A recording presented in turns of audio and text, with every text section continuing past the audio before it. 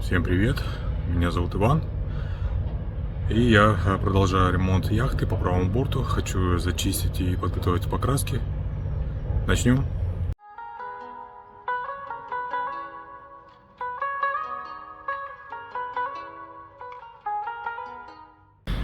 Так, ну вот еще раз расскажу, что я собираюсь здесь делать. Значит, это правый борт у меня, часть у меня, в принципе, заделана. Вот, до вот этой вот линии. Значит, вот этот стык мне нужно расточить 12 к 1, 12 толщин. Вот, то же самое в этом месте.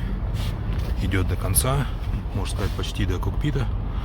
Вот, значит, ту полосу я оставляю пока на данный момент. И самый край вот этот вот нужно расточить, выровнять, шпаклевать и подготовить к покраске.